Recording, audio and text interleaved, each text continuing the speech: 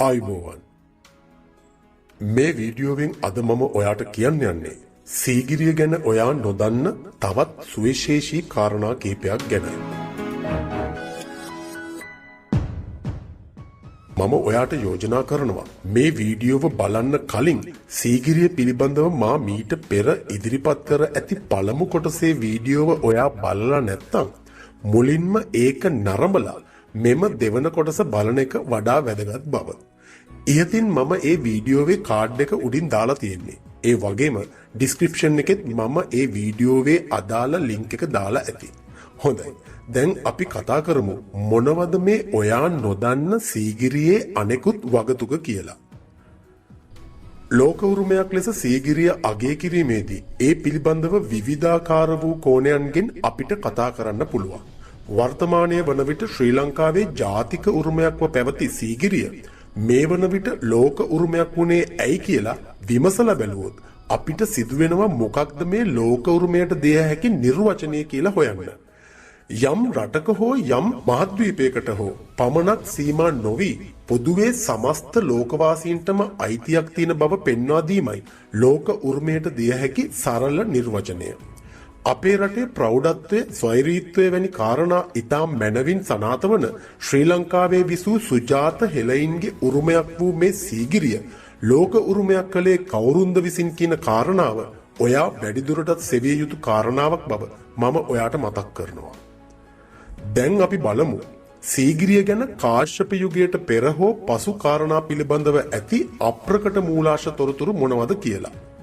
මෙම තොරතුරු විමසා බැලීමේදී මහින්දාගමනයෙන් ඉක්බිති එනම් ක්‍රිස්තු පූර්ව 3 වන සියවසේ සිට සීගිරිය පාමුල පිහිටා තිබෙන ලෙන් තුල බෞද්ධ භික්ෂූන් වහන්සේලා වැඩ වාසය කළ බවට පුරාවිද්‍යාත්මක සාක්ෂි මේ වෙනකොට හමු වෙලා තියෙනවා. ඒ සාක්ෂි අතර අදාළ ලෙන්වල කටාරම් කොටා තිබීමත් ඊට යටින් ලියා ඇති බ්‍රාහ්මීය අක්ෂර මෙන්ම කැනීම් කටයුතු වලදී හමු වූ මැටි භාජනද ප්‍රධාන වෙනවා. මෙම විශාල පර්වතය නැවත රාජධානියක් ලෙස භාවිතා කරලා තියෙන්නේ සීගිරි කාශ්‍යප රජතුමා බව මෑතකම අපිට හමු වෙන තොරතුරු අතර ප්‍රමුඛ ස්ථානයක් ගන්නවා. ඒ ක්‍රිස්තු වර්ෂ 478 සිට 495 කාලවකවානුව තුලයි. කාශ්‍යප රජුගේ ඇවෑමෙන් එක්බිති මෙම රාජධානිය හෝ ඒ අවට කිසිදු ප්‍රදේශයක් ජනාශ්‍රිත ප්‍රදේශයක් ලෙස හෝ කිසිවෙකු වාසය නොකළ ප්‍රදේශයක් ලෙස ඉතිහාසයේ සටහන් වෙන්නේ පළමු රාජසිංහ හෙවත් ටිකිරි රාජසිංහ රජුගේ සමයේදී. ඒ ක්‍රිස්තු වර්ෂ 1581 සිට 1592 කියන කාලවකවානු තුලයි. මේ පිළිබඳව මූලාශ්‍ර සාධක කිහිපයක්ම සඳහන් වෙනවා. ඒ අතර මන්දාරම්පුර පුවතේ 97 වන කවිය සාක්ෂි දරනවා. එම කවියේ සඳහන් වෙන්නේ මේ ආකාරයටයි. සමනොල ගිරිය සහ දියතල පවද ගින්තොට ගල් මඩුව මන්දාරම්පුරද මුතුගම යන මෙ සෙත් තැන බල මඩුළු බැඳ සෙන් සහ නොයක සිව තවුසන් විසු එසඳ. මෙම කාව්‍යයෙන් කියවෙන්නේ ටිකිරි රාජසිංහ රජු සමයේ ඔහුගේ අතිජාත මිතුරෙකු වූ ගිරි නැමැති තවුසා ප්‍රාන්ත රජ කෙනෙකු ලෙස සීගිරියේ රාජධානියේ කල් ගෙවූ බවයි. මේ ගැන වැඩිදුර තොරතුරු සුජිත් අක්කරවත්ත මහතා විසින් රචිත සිවගිරියෙන් සීගිරියට නම් වූ කෘතියේ 10 වන පිටුවෙන්ද ඔයාට බලා ගන්න පුළුවන්. ඒ වගේම සීගිරිය පිළිබඳව කතිකාවක් ගොඩනැගුණේ කවදාද යන්න බොහෝ අය නොදන්නා කාරණාවක්. ඉතිහාස තතු මෙසේ යටවත් වෙමින් පවතිද්දී 19 වන සියවසේ පළමු අර්ධයේදී එනම් මෙරට පූර්ණ යටත් විජිතයක් බවට පත් වෙලා වසර 15ක් පමණ ඉක්ම ගිය වාතාවරණයක තමයි මෙරටට මේ සුවිශේෂී පුද්ගලයා පැමිණෙන්නේ. ඔහු නමින් මේජර් ජොනතන් ෆෝබ්ස්. මේ විදේශිකයා සිය ගමන් සගයෙකු වන රන්තුක නම් වැද්දා සමග නකල්ස් කඳුයාය නැරඹීම සඳහා යන අතරතුර රන්තුක නම් වැද්දා ෆෝබ්ස් වෙත සීගිරිය පිළිබඳව රහස පවසලා තියෙනවා. එදා රන්තුක වැද්දා සහ ෆෝබ්ස් අතර සම්බන්ධියාවක් නොපැවතියේ නම් ඇතැම් විට මේ වන විටද අපිට සීගිරිය හමු වෙන්නේ නැහැ. ඒ කතාව ඒ තරමටම සංකීර්ණයි, විස්මයජනකයි, ඓතිහාසිකයි. මෙම සිද්ධිය සිද්ධ වෙන්නේ 1831 වසරේදී වුවද ඒ මොහොතේ රන්තුක වැද්දාට හෝ ෆෝබ්ස්ට සීගිරිය නැරඹීමට අවස්ථාවක් උදා වුණේ නැහැ. ඊට හේතුව වෙන්නේ ෆෝබ්ස් ඒ යන්නට මාවත තම සගයාගෙන් ඉල්ලා සිටියත් වනබඹරු දෙබරු සහ විසගෝරයන් වගවලසුන් දිවිපෝතකයන් සහ වන ඇතුන් රකින සීගිරි බලකොටුවට පා තැබීම හීනයක් වග රන්තුක ෆෝබ්ස්ට කියනවා. ඒත් ෆෝබ්ස්ගේ ඇවටිල්ල නිසා රන්තුක බැද්දේ දෙවියන් හමු වී පූජා තටු තබා ලකේගලින් වනවැද සීගිරි කාශ්‍යප මහරජ නිසල සැතපෙන සොහොන් කොත ළඟට පැමිණිලා එහි ඉඳන් සීගිරියට පළමු පියසටහන තබා සක්මනට අවසර ගත්තා කියලා සඳහන් වෙනවා. අසර 250කට පසුව පළමු රාජසිංහ සමයේ ගිරිතවුසට පසු සීගිරියට ප්‍රථම සක්මන හෙවත් මිනිසෙකුගේ පාද ස්පර්ශය ලැබූ ප්‍රථම අවස්ථාව වන්නේ අන්න ඒක.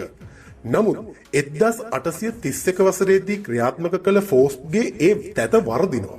ඔහු යළිත් 1833 වසරේදී සිය මෙහෙයුම ක්‍රියාත්මක කරනවා.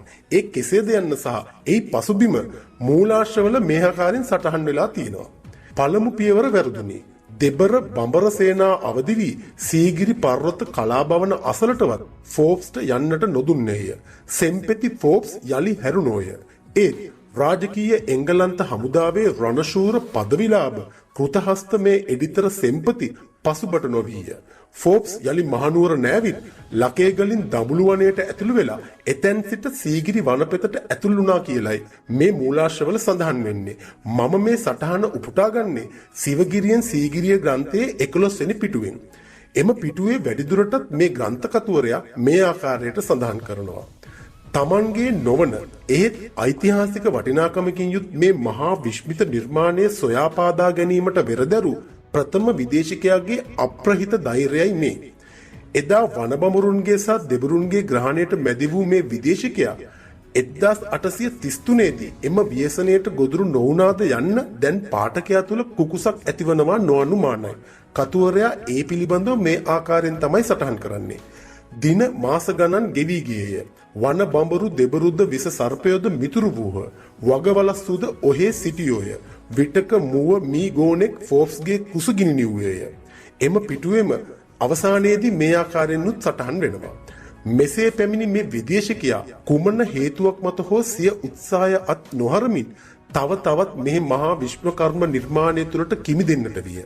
ඒ ආවාට ගියාට නොව තමන් දකින සියලු දෑ සටහන් කරගනිමිනි. මේ ආකාරයට සීගිරියේ තතු සොයමින් වෙහෙසුණු විදේශිකයා විවිධ රෝගාබාධවලට ලක්වුවද හෙතෙම නොවේ සිය උත්සාහය අත්හලේ. රන්තකූට සීගිරියට සහ සිරිලක්දිවට ආදරය කළ මේ මහා පුරුෂයා 1834 අගෝස්තුවේදී යලි සිය මවුරට බලා පිටත් වුණා. ඒ හිස්සතින් නම් නෙවෙයි. ඔහු 3 වසරක් පුරා සීගිරියේ සිහපාදයේද කැටපත් පවුර පිළිබඳව මතු නොව සීගිරි ගී පිළිබඳව ඉතා වේසමාංශයෙන් ලියා තැබූ සටහන් ගොන්නද සමගිනි. ඔහු එහි උපරිම ඵලය අත්කරගන්නේ 11 years in Ceylon නැමැති කෘතිය ලියා අවසන් කිරීමෙන් පසුව කියලයි සුජිත් අක්කරවක්තර මාතා සිවගිරියෙන් සීගිරියට ග්‍රන්ථයේ වැඩිදුරටත් සඳහන් කරලා තියෙන්නේ. ඉතින් මේ 11 years of Ceylon කියන ග්‍රන්ථය ඔබටත් පරිශීලනය කරන්න පුළුවන් නොමිනේ ලබා දෙන පිටපතක් ලබාගත හැකි ලින්ක් එකක් මම ඩිස්ක්‍රිප්ෂන් එකේ දාලා තියෙනවා. වැඩිදුර මේ පිළිබඳව ගවේෂණය කරන කෙනෙක් මේ ලින්ක් එක හරහා ගිහිල්ලා මේ ජොනතන් ෆෝබ්ස් මහතා රචනා කරපු 11 years in Ceylon කියන කෘතියේ මුදු පිටපත නොමිලේ බාගත කරගන්න පුළුවන් කියන එකත් මම ඔයාට මතක් කරනවා. අද වීඩියෝවෙන් ඔබට හෙළි කරන මීළඟ හෙළිදරව්ව අතිශය සුවිශේෂීයයි මට හැඟෙනවා. එයට ආසන්නතම හේතුව වෙන්නේ මෙම හෙළිදරව්වේ සඳහන් වන කාරණාවන් පුරාවිද්‍යාත්මකව බොහොම මෑතකදී තහවුරු වුණු සාධකයන් නිසා සහ මෙම කාබන් පරීක්ෂණ වාර්තාවේ සඳහන් වන කාල නිර්ණයයි. සීගිරියට බටහිරින් වූ කොතාන ප්‍රාග් ඓතිහාසික ජනාවාසයෙන් වකුටු ඉරියව්වකින් යුක්තව භූමදානය කර තිබූ මානව සැකිල්ලක් සොයා ගන්නවා.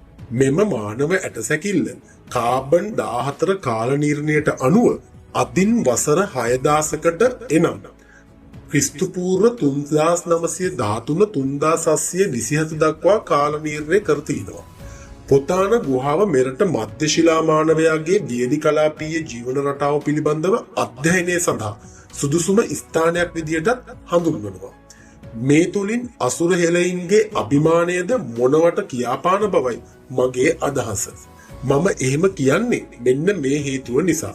අතීතයේදී හෙළ ශිෂ්ටාචාරය තුල පැවති වාරණම් මිනිසු දීවන්නේ මහ පොළොවට කියලා. ඒ කියන්නේ අම්මා තමයි මිහිකත.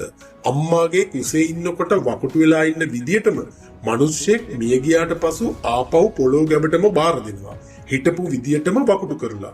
මේ පිළිබඳව මහාචාර්ය රාජ් සෝමදේව මහතාද අදහස් පළ කරලා ඇති අතර ඒ කාලේ ලෝකේ පුරාම තිබුණු ශිෂ්ටාචාරවල මේ නිදන් ක්‍රමය භාවිතා වෙලා තිබෙන බවයි එතුමන් වැඩිදුරටත් සඳහන් කරලා තියෙන්නේ. ඉතින් මේ සම්බන්ධයෙන් තියෙන සමහරක් පරීක්ෂණ වාර්තාවන් වල සබෙදියන් මම පහත ඩිස්ක්‍රිප්ෂන් එකෙන් ඔයාලට දීලා තියෙනවා. මේ පිළිබඳව වැඩිදුර අධ්‍යයනය කරන කෙනෙක්ට, ගවේෂණය කරන කෙනෙක්ට ඒ ලින්ක්ස් තුලින් ගිහිල්ලා ඔයාලට වැඩිදුර තොරතුරු මේ සම්බන්ධයෙන් අධ්‍යයනය කරන්නට පුළුවන්. දැන් අපි බලමු ඔයා සීගිරිය ගැන දන්න සහ කතා කරන සීගිරිය ගල අභ්‍යන්තර මාලිගාව ගැන හෝ කිසියම්ම වූ අභ්‍යන්තර ගොඩනැගිල්ලක් බවට තිබූ සාධක මොනවද කියලා. ඔයා මේ වීඩියෝවේ දකින ස්ථානය මොකක් කියලාද ඔයා හිතන්නේ? මේ තමයි සීගිරිය 1892 දී සොයාගත් HCP බෙල් මහතා සහ ඔහුගේ පවුලේ අය සිටින සීගිරිය ගලමුදුනේ නෙලා තිබෙන සිංහාසනයේ ඡායාරූපයක්. එතකොට මේ තියෙන්නේ සීගිරියේ උතුරු දොරටුවේ සිට පැමිණියාම හමුවන පිවිසුම් පඩිපෙළ. නමුත් වර්තමානයේ වන විට සීගිරියේ බටහිර දොරටුව හැරෙන්නට වෙනත් කිසිදු දොරටුවකින් ඇතුල් වීමට අවසර ලැබෙන්නේ නැහැ. අපි නැවත එමු මාතෘකාවට. ඒ තමයි මේ දකින්න පඩිපෙළ ඉහළ කෙළවරේ ලකුණු කර ඇති ස්ථානය හොඳින් බලන්න. මේ දිස් වෙන්නේ සීගිරියේ සිංහපාද මළුවේ උතුරු දිශාවයි. පැහැදිලිවම එතන උමන් ద్వාරයක් හෝ ගල අභ්‍යන්තරයට පිවිසුමක් තිබෙන බවක් පේනවා. නමුත් අනෙක් ඡායාරූපයේ ඒ කියන්නේ සිංහපාදයේ සමග ඇති ඡායාරූපයේ එවැනි යමක් වර්තමානයේ දකින්න ලැබෙන්නේ නැහැ. මෙම පැරණි ඡායාරූපය හොඳින් නිරීක්ෂණය කරොත් ඔයාට දකින්න පුළුවන් මෙම ඡායාරූපයේ සිටින මිනිසුන් ඒ වෙනකොටත් යමක් ඉදි කරමින් පවතින ස්ථානයක ඊට අදාළ කම්කරු සේවයේ නිරත වෙමින් සිටින්න කියලා. මේක මොහොතකට මම උපකල්පනය කරනවා මොවුන් මේ ඉදි කරන්නේ වර්තමාන සිංහගිරියේ දකින සිංහපාද මළුව කියලා. නමුත් උබුතෝ කෝටිකේ නම් මෙම උතුරු පිවිසුම් මාර්ගයේ වර්තමානය වෙනකොට මොනම අයුරකින්වත් භාවිතා කිරීමට නොහැකි වෙන ලෙස වසා තිබීමයි. හොඳයි. දැන් අපි බලමු මෙතන දොරටුවක් තිබුණු බවට අපිට මොනවා හරි සාධක තියෙනවද කියලා. දැන් ඔයා හොඳින් බලන්න. තිරවියේ දිස්වෙන මෙම ඡායාරූප දෙකෙහිම නිල් පාට වෘත්තයෙන් වම් පැත්තේ රූපයේ සලකුණු කළ ස්ථානය සහ දකුණු පස රූපයේ සලකුණු කර ඇති ස්ථානයමයි තියෙන්නේ කියලා අනුමානයක ඉඳගෙන බලනකොට එසේ අනුමාන කරොත් පැරණි ඡායාරූපයේ දැක්වෙන ස්ථානයේ තමයි වර්තමාන ඡායාරූපයේ දකින සිංහපාද මළුව ඉදි කරලා තියෙන්නේ. එතකොට කෝ පැරණි ඡායාරූපයේ පෙනෙන ගල අභ්‍යන්තරයට ඇතුළු වීමට තිබූ උමන් මාර්ගය හෝ පිවිසුම් මාර්ගය. එම ස්ථානයේ තමයි ඔබ මේ දකින්නේ. වර්තමානයේ වන විට එම ස්ථානයේ වහලා සිංහපාදයේ ඉදි කරලා. මෙන්න මේ සිංහපාදයේ පසුපසින් ඇති පර්වත බිත්තිය හොඳින් අදටත් නිරීක්ෂණය කරොත් ඔයාට දැක ගන්න පුළුවන් මේ ආකාරයේ සීගිරි ගලේ පුලුද්දපු පැලුම් පෙනෙන්නට තියෙනවා කියලා.